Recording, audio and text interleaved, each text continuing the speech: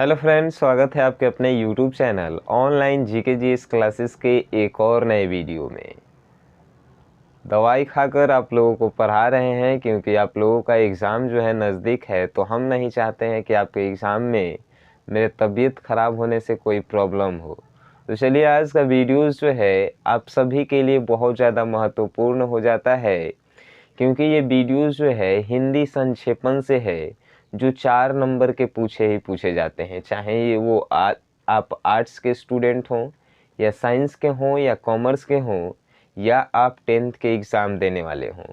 तो आज हम लोग सीखेंगे कि संक्षेपण कैसे करना है हिंदी में और उसका क्या ट्रिक हम यूज़ करेंगे। आज की इस वीडियो में हम समझेंगे। तो क्वेश्चंस जो है हिंदी 12th में 6 नंबर में क्वेश्चंस दिया हुआ रहता है कि निम्नलिखित अवतरणों में से किसी एक का संक्षेपण कीजिए। यानी 2 दिया हुआ रहता है, कहानी लिखा हुआ रहता है और उसमें से कहता है कि किसी एक का जो है संक्षेपण कीजिए। तो सबसे पहले हम लोग समझेंगे कि आखिर ये संक्षेपण होता क्या है। ठीक है, तो संक्षेपण क्या होता है कि कोई जो है घुमा चढ़ा के जो बात किया जाता है उसको सीधे शब्दों में कहना।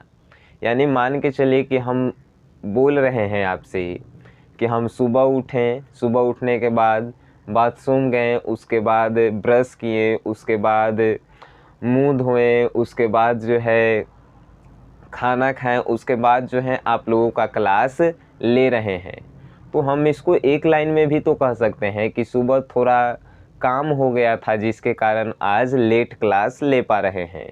तो ये हो गया, यानी कि किसी भी घुमा चढ़ा के बातों को एक लाइन यानी सीधे वर्ड में कहना संक्षेपण कहलाता है। तो संक्षेपण हम आशा करते हैं कि आप समझ गए होंगे। और संक्षेपण जब कहानी दिया हुआ रहता है तो उसमें से पॉजिटिव बातों को लिया जाता है। पॉजिटिव मतलब कि उसमें जो जो कहानी में पॉजिटिव बातें लिखी गई हैं उन्हीं को लिया जाता है संक्षेपण लिखते समय। जैसे कि हम एग्जाम्पल लिए हैं एक 12th का हिंदी का क्वेश्चंस मॉडल सेट जो आया है बिहार बोर्ड के तरफ से, उसी का हम एक एग्जाम्पल लिए हैं जो दिया हुआ है। अगर आप लोगों के पास मॉडल सेट है तो उसको एक बार ज़रूर देखिए। और ये फर्स्ट नंबर हम बना रहे हैं और दूसरा नंबर आप बनाएंगे और उसका जो है हमें फ़ोटो इंस्टाग्राम पे भेजेंगे और चेक करवाएंगे कि सर क्या हम सही बनाए हैं। ठीक है, तो चलिए हम संक्षेपण आज सीखते हैं। तो देखिए, पहले हम पूरा को पढ़ेंगे। तो पढ़ना है, प्रत्येक मनुष्य का जीवन का उद्देश्य होना चाहिए। यदि तुम्हारा कोई उद्देश्य नहीं है तो तुम सफल ना हो पाओगे। क्या करोगे इसको तुम्हें जानना आवश्यक है। उद्देश्यहीन मनुष्य बिना पतवार की नाव की तरह है। विभिन्न मनुष्यों के विभिन्न उद्देश्य होते हैं। बहुत लोग धन कमाना चाहते हैं, कुछ लोग धन कमाना चाहते हैं, कुछ लोग आनंद उठाना चाहते हैं, कुछ लोग विद्या के लिए परेशान हैं। तुम्हारा उद्देश्य देश की सेवा करना होना चाहिए। तुम्हारा देश विकासशील है। तो इसको हम पूरा पढ़ लिए। एक बार आपको पूरा पढ़ना ही है, ठीक है।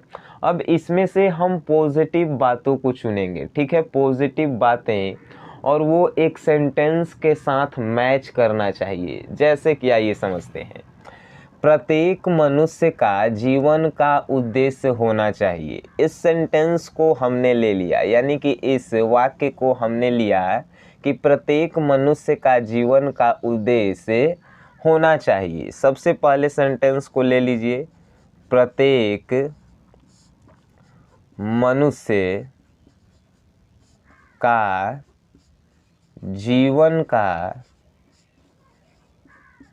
उद्देश्य होना चाहिए।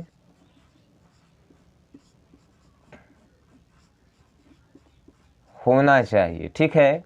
अब देखिए, यदि तुम्हारा कोई उद्देश्य नहीं है, क्या इस सेंटेंस से मैच कर रहा है? एकदम मैच कर रहा है। देखिए, प्रत्येक मनुष्य का जीवन का उद्देश्य होना चाहिए। यदि तुम्हारा कोई उद्देश्य नहीं है, एकदम मैच कर रहा है, यदि तुम्हारा कोई उद्देश्य नहीं है तो इसको भी हम नोट करेंगे। यदि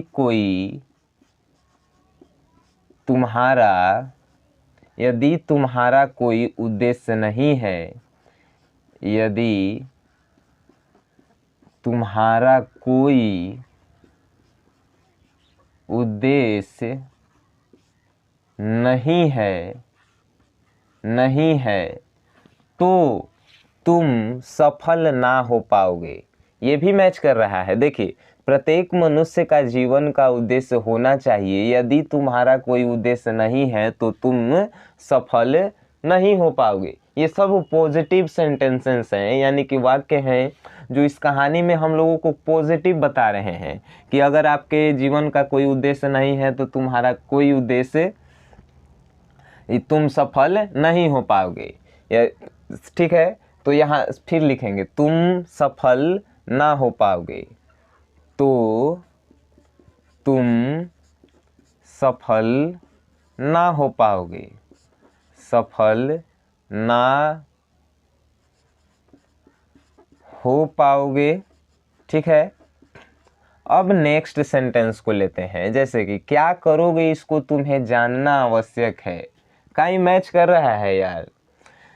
प्रत्येक मनुष्य का जीवन का उद्देश्य होना चाहिए। यदि तुम्हारा कोई उद्देश्य नहीं है तो तुम सफल ना हो पाओगे। अगर इसमें हम लिखते हैं कि क्या करोगे इसको तुम्हें जानना आवश्यक है, ये मैच नहीं कर रहा है तो इसको हम छोड़ देंगे। इसको क्या करेंगे, छोड़ देंगे, मैच नहीं कर रहा है। फिर देखिए, उद्देश्यहीन मनुष्य बिना पतवार की नाव की तरह है, ये मैच कर रहा है। देखिए, प्रत्येक मनुष्य का जीवन का उद्देश्य होना चाहिए। यदि तुम्हारा कोई उद्देश्य नहीं है तो तुम सफल ना हो पाओगे।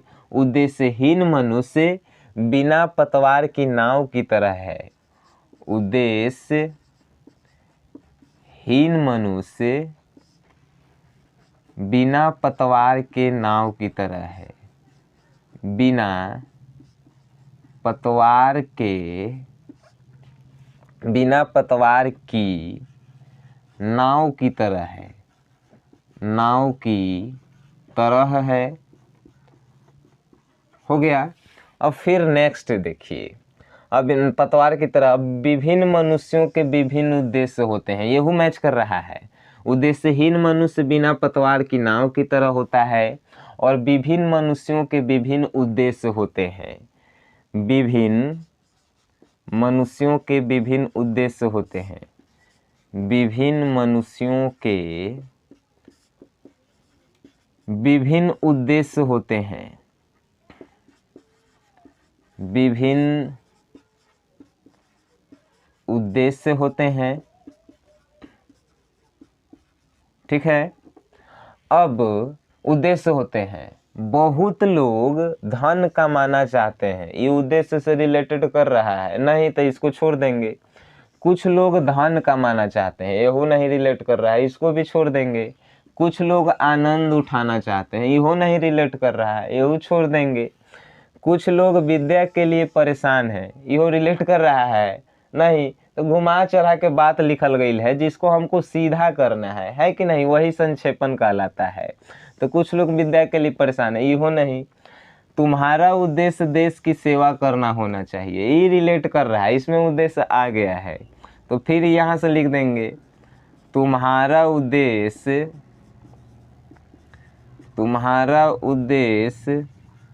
देश की सेवा करना होना चाहिए,